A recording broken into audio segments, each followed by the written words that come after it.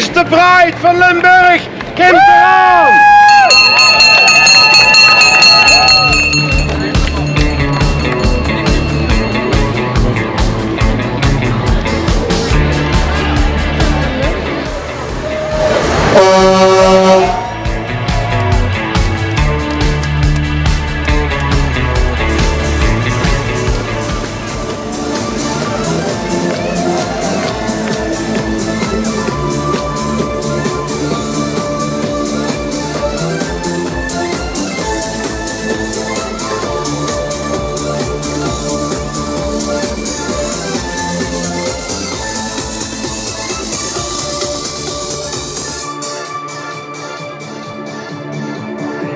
There's not a soul out there, no one to hear my prayer.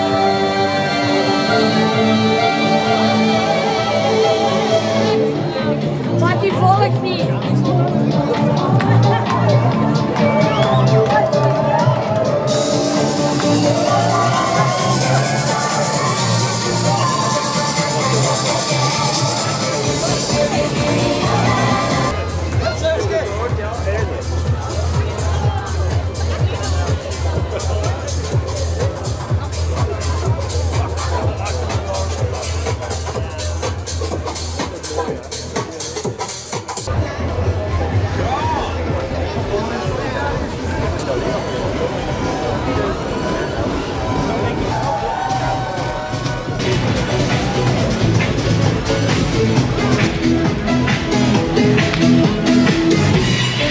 You never heard me break your heart.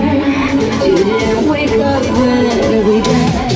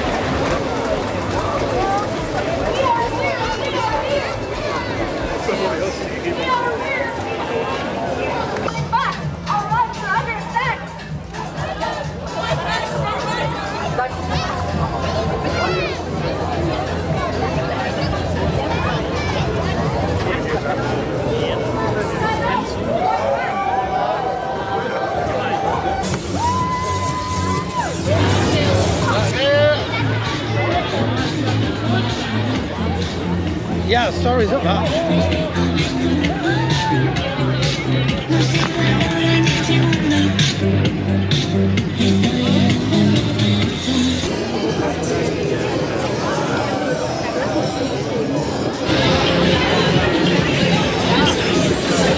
I put a spell on you, a wicked spell, and now you're gay.